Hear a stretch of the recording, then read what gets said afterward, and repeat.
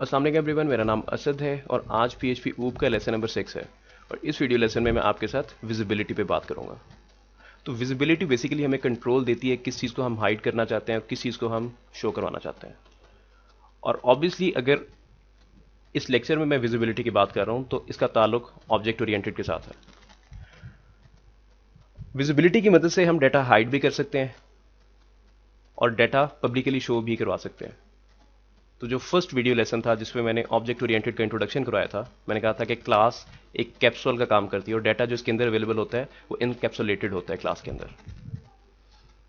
लेकिन उसके साथ ही साथ उस डाटा को हाइड भी किया जा सकता है। तो डाटा को जब हाइड किया जाता है वो विजिबिलिटी के थ्रू किया जाता है। विजिबिलिटी को हम कंट्रोल करते हैं। विजिबिलिटी में 3 तरह के एक्सेस मॉडिफायर आते हैं। जो फर्स्ट एक्सेस मॉडिफायर है वो है पब्लिक, जो सेकंड है वो है प्राइवेट, जो थर्ड है वो है प्रोटेक्टेड। पब्लिक, अगर आप ये एक्सेस मॉडिफायर इस्तेमाल करते हैं तो आप क्लास के ऑब्जेक्ट से उसकी पब्लिकली अवेलेबल प्रॉपर्टी या मेथड को एक्सेस कर सकते हैं। यहां पर कुछ एक्स्ट्रा कोड लिखा हुआ है, भी इसकी जरूरत नहीं है, इसको मैं रिमूव कर देता हूं। ये वही क्लास है जो कि मैंने पिछले वीडियो लेसन में क्रिएट की थी, तो अभी इसकी जरूरत नहीं है। इस डिस्ट्रक्टर को भी रिमूव कर देते हैं ताकि सब कुछ सामने लिखा रहे। इस लाइन की भी जरूरत नहीं है और इसको भी रिमूव कर देते हैं। अब यहां पे देखिए मेरे पास नेम पब्लिकली अवेलेबल है। जो भी चीज पब्लिकली अवेलेबल है उसको मैं क्लास के ऑब्जेक्ट के थ्रू इस्तेमाल कर सकता हूं। अब फॉर एग्जांपल मैं चाहता हूं कि नेम को मैं कोई वैल्यू असाइन कर दूं, तो मैं लिखूंगा $obj और name equals to some new value. और इसको मैं डायरेक्टली प्रिंट भी करवा सकता हूं, एको $obj नेम। यहां पे नोट करें, नेम को मैं एक न्यू वैल्यू असाइन कर रहा हूं जो कि सम न्यू वैल्यू है और उसके बाद उसको मैं आउटपुट करवा रहा हूं। इसको ओपन करते हैं ब्राउजर में, रिफ्रेश, और ये देखें सम न्यू वैल्यू।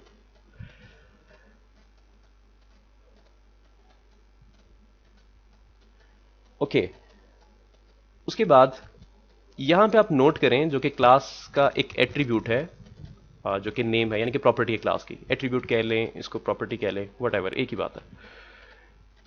इस एट्रीब्यूट को मैं इस मेथड के अंदर इस्तेमाल कर रहा हूं, तो उसके साथ मुझे दिस का कीवर्ड यूज करना पड़ रहा है और उसके साथ ये जो डैश है और ग्रेटर देन का साइन जो कि एरो की शेप बन रही है, ये हमेशा इस्तेमाल करना पड़ती है। इसको मैं इस्तेमाल कर रहा हूं और इस प्रॉपर्टी को इस्तेमाल कर रहा हूं। इससे ये चीज साबित होती है कि अगर आप इस क्लास के अंदर आप एक फंक्शन से दूसरे फंक्शन को भी कॉल कर सकते हैं, यानी कि एक मेथड दूसरे मेथड को भी कॉल कर सकते हैं, और साथ ही साथ आप प्रॉपर्टीज को भी उन मेथड्स के अंदर इस्तेमाल कर सकते हैं। यानी फॉर एग्जांपल मेरे पास अगर यहां पे एक और मेथड होता, पब्लिक फंक्शन समथिंग, और समथिंग से मैं ये मेथड कॉल कर रहा होता गेट नेम, तो मैं इजीली कर सकता था। ये कोई वैल्यू भी रिटर्न नहीं कर रहा, इसको जस्ट कमेंट कर देते हैं, एको गेट नेम इज कॉल्ड, और इसको मैं समथिंग वाले मेथड में आके कॉल कर लेता हूं, दिस का कीवर्ड हमेशा आपको इस्तेमाल करना पड़ेगा, दिस, उसके बाद डैश, उसके बाद ग्रेटर देन का साइन, और जिस मेथड को आप कॉल करना चाह रहे हैं, जिस प्रॉपर्टी को आप इस्तेमाल करना चाह रहे हैं, उसके लिए मैं लिखूंगा गेट नेम। अब जो समथिंग वाला मेथड है इसको ऑब्जेक्ट की मदद से कॉल करते हैं। इसको मैं जैसे ही कॉल करूंगा तो एग्जीक्यूशन लाइन नंबर 15 पे आएगी और जो गेट अंडरस्कोर नेम वाला मेथड है ये कॉल हो जाएगा, और इसके कॉल हो जाने पे एग्जीक्यूशन लाइन नंबर 11 पे आएगी और gate name is called display हो जाएगा,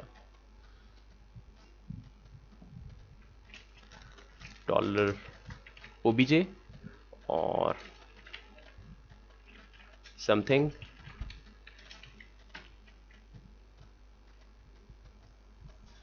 रिफ्रेश, ये देखें gate name is called. Okay, तो अभी जो मैंने आपके सामने एक प्रॉपर्टी सेट की थी जो कि पब्लिकली अवेलेबल है, अब इसको प्राइवेट कर देता हूं और जो भी मैंने कोड लिखा था उसको अंडू करते हैं just to save the time, और इस टाइम पे इसको मैं प्राइवेट बना देता हूं। अब जो प्राइवेट प्रॉपर्टी है उसको मैं ऑब्जेक्ट की मदद से सेट करने की कोशिश कर रहा हूं, यानी कि उसमें मैं कोई वैल्यू सेट कर रहा हूं, और वैल्यू क्या है, सम न्यू वैल्यू, और साथ ही साथ उसको मैं आउटपुट कराना चाह रहा हूं लाइन नंबर 20 पे। इसको सेव करते हैं। सेव कर देने के बाद रिफ्रेश करते हैं तो देखें फेटल एरर आ गया। एरर क्या कहता है, can not access private property. ये क्लास का नाम है ए और ये उसकी प्रॉपर्टी है। तो प्राइवेट प्रॉपर्टीज को या प्राइवेट मेथड्स को आप ऑब्जेक्ट की मदद से कॉल नहीं कर सकते। ओके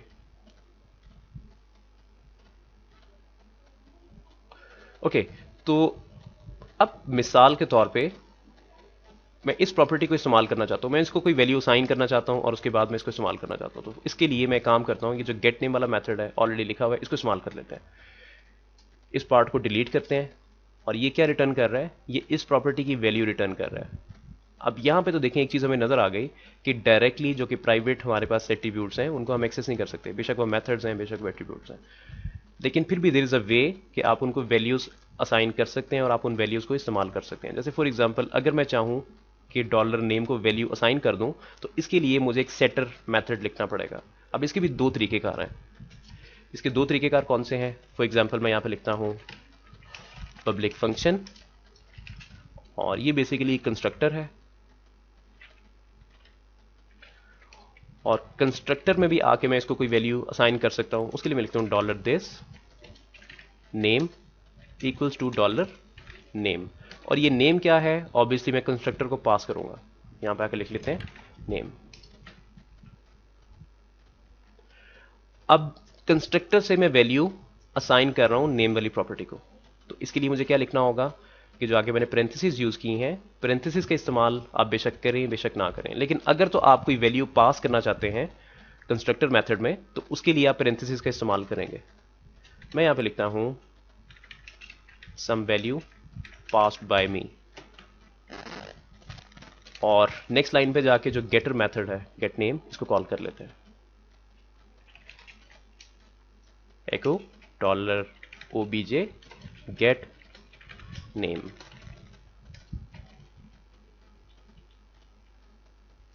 मैंने किया क्या, कंस्ट्रक्टर की मदद से इसको वैल्यू एक असाइन की है डॉलर दिस नेम को, और उसके बाद जो दिस नेम की वैल्यू है वो मैं गेट कर रहा हूं, दैट्स इट। इसके अलावा मैंने कुछ नहीं किया। रिफ्रेश और ये देखिए सम वैल्यू पास्ड बाय मी, और ये वैल्यू क्या थी जो मैंने कंस्ट्रक्टर में पास की थी, ये वाली वैल्यू। तो ये मैंने कंस्ट्रक्टर की मदद से वैल्यू असाइन कर दी एक प्राइवेट प्रॉपर्टी को। तो अब यहां पे मैं एक मेथड बनाता हूं पब्लिक फंक्शन सेट नेम। ये एक सेटर मेथड है और सेटर मेथड की बेस पे भी मैं सेम काम करवा सकता हूं, यानी कि अगर मैं कंस्ट्रक्टर मेथड यूज नहीं करना चाह रहा तो मैं सेटर मेथड यूज कर सकता हूं नेम, और इस दफा ये जो मैं वैल्यू पास कर रहा हूं ये मैं असल में सेटर को पास करूंगा OBJ set name set by setter, value set by setter method.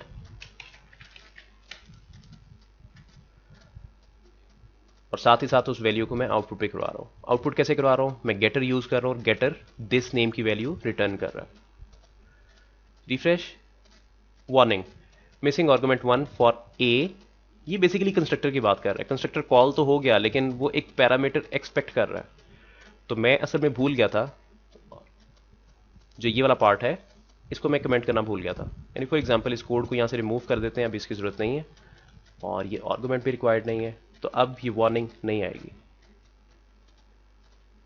Refresh, ये देखिए value set by setter method. तो इस तरह से आपका जो प्राइवेट डाटा है या आपके प्राइवेट मेथड्स हैं, आप उनको विद इन अ क्लास इस तरह से इस्तेमाल कर सकते हैं। अब फॉर एग्जांपल एक यहां पे मैं प्राइवेट मेथड की भी एग्जांपल कर देता हूं। मैं यहां पे लिखता हूं प्राइवेट फंक्शन गेट नेम। अब मैं यहां पे कोशिश करता हूं कि जो गेट नेम है इसको मैं ऑब्जेक्ट की मदद से एक्सेस कर सकता हूं। ऑब्वियसली नहीं कर पाऊंगा क्योंकि ये एक प्राइवेट मेथड है, इसको मैंने हाइड कर दिया। डाटा हाइडिंग का कॉन्सेप्ट आ जाता है यहां पे। रिफ्रेश, ये देखें call to private method get underscore name. तो अगर मैं गेट नेम को कॉल करना चाह रहा हूँ लेकिन वो प्राइवेटली अवेलेबल है, तो इसको मैं कॉल कैसे करूँगा? इसको मैं किसी दूसरे मेथड के साथ कॉल कर सकता हूँ। कैसे? जैसे मैंने यहाँ पे दिस गेट नेम लिखा हुआ है, यानी कि समथिंग पब्लिकली अवेलेबल है और उसकी मदद से गेट अंडरस्कोर नेम को कॉल कर रहा हूँ। तो इसको यहाँ पे एको आउट करवा लेते हैं और इसकी जगह पे सेट नेम के बाद मैं लिखता हूँ $obj और समथिंग को कॉल कर लेते हैं। तो समथिंग जैसे ही कॉल होगा उसके साथ ही get name within a class call हो जाएगा और उसकी जो भी रिटर्निंग वैल्यू होगी वो आउटपुट हो जाएगी। ये देखें। ओके, इसके बाद जो तीसरा हमारे पास एक्सेस मॉडिफायर है वो प्रोटेक्टेड है। तो जो एक प्रोटेक्टेड प्रॉपर्टी है या मेथड होता है उसको भी आप क्लास के बाहर इस्तेमाल नहीं कर सकते डायरेक्टली। यानी फॉर एग्जांपल अगर मैं ये प्राइवेट हटा देता हूँ, यहाँ पे प्रोटेक्टेड यूज कर लेता हूँ, तो ये मेथड क्लास के बाहर डायरेक्टली एक्सेसिबल नहीं है गेट नेम। तो गेट नेम को मैं एक्सेस करके देखता हूँ, obj gate name, gate name को डायरेक्टली मैं एक्सेस कर रहा हूँ और उससे पहले मैं उसमें कोई वैल्यू भी जो एट्रीब्यूट है मैं उसकी वैल्यू सेट कर रहा हूँ, फिर गेट नेम से यानी कि गेटर से वो वैल्यू गेट कर रहा हूँ, रिटर्न करवा रहा हूँ। तो लेकिन जो गेट नेम है असल में वो इस टाइम पे प्रोटेक्टेड है, तो ये भी प्रॉब्लम करेगा। ये देखें, call to protected method get name from context, यानी कि इसे मैं डिफरेंट कॉन्टेक्स्ट में इस्तेमाल करना चाह रहा हूँ। तो इसी तरह से अगर मैं गेट नेम को कॉल करना चाहता हूँ ऑब्जेक्ट की मदद से, तो मुझे समथिंग का इस्तेमाल करना पड़ेगा और समथिंग मुझे सेम रिजल्ट देगा जो कि मैंने प्राइवेट के केस में इसको इस्तेमाल किया था और मैंने गेट नेम को प्राइवेट कर दिया था। लाइन नंबर 25 को कमेंट करते हैं और जो लाइन नंबर 26 है उसे अनकमेंट करते हैं और समथिंग वाला मेथड कॉल करते हैं इंस्टेड। अब जो समथिंग वाला मेथड है वो फिर से जो गेट अंडरस्कोर नेम है उसको कॉल कर देगा। तो जितनी भी आपकी प्रॉपर्टीज प्रोटेक्टेड हैं या प्राइवेट है वो विद इन अ क्लास आप इस्तेमाल कर सकते हैं दिस का कीवर्ड लगा के। और अगर तो कोई आपकी प्रॉपर्टी पब्लिकली अवेलेबल है और आपके जो मेथड्स हैं वो भी पब्लिकली अवेलेबल है, उनको आप ऑब्जेक्ट्स की मदद से इस्तेमाल कर सकते हैं, यानी कि आप उनका कॉन्टेक्स्ट चेंज कर देते हैं। अब जो वीडियो लेसन 1 था मैंने उसमें इनकैप्सुलेशन की बात की थी और उसके साथ मैंने डेटा हाइडिंग की बात की थी। मैंने कहा था कि ऑब्जेक्ट ओरिएंटेड ये अलाउ करती है। अब इनकैप्सुलेशन क्या है, यहाँ पे अब एक चीज़ नोट करें, ये क्लास है, क्लास की ब्रेसेस यहाँ से स्टार्ट हो रही हैं और यहाँ पे ख़त्म हो रही हैं। ये ओपनिंग ब्रेस है और ये क्लोजिंग ब्रेस है। तो देखेंगे जितना भी डाटा यहाँ पे जो कुछ भी यहाँ पे लिखा हुआ है, बेशक मेथड्स हैं बेशक प्रॉपर्टीज़ हैं, वो सब कुछ इस क्लास के अंदर आ रहा है। तो ये इनकैप्सुलेशन कहलाता है। और जो डाटा हाइडिंग की बात आती है, ये यहाँ पे डाटा हाइडिंग का कॉन्सेप्ट आता है। जो नेम है इसको मैंने प्राइवेट कर दिया, इसको मैं हिडन रख रहा हूँ, आउटर वर्ल्ड से इसको मैं हाइड कर रहा हूँ। ये बेसिकली डाटा हाइडिंग और इनकैप्सुलेशन का कॉन्सेप्ट है। तो इनकैप्सुलेशन अगेन अगर मैं आपको रियल लाइफ एग्जांपल देता हूँ, आप मार्केट जाते हैं, आप वहाँ जाके कोई मेडिसिन परचेज करते हैं और मेडिकल स्टोर वाला जो बंदा है वो आपको एक कैप्सूल दे देता है। कैप्सूल अगर आप ओपन करते हैं तो उसमें कुछ पाउडर होता है, लेकिन आपका पाउडर के साथ कोई कंसर्न नहीं होता। वो जो पाउडर है वो उस कैप्सूल के अंदर इनकैप्सुलेटेड है।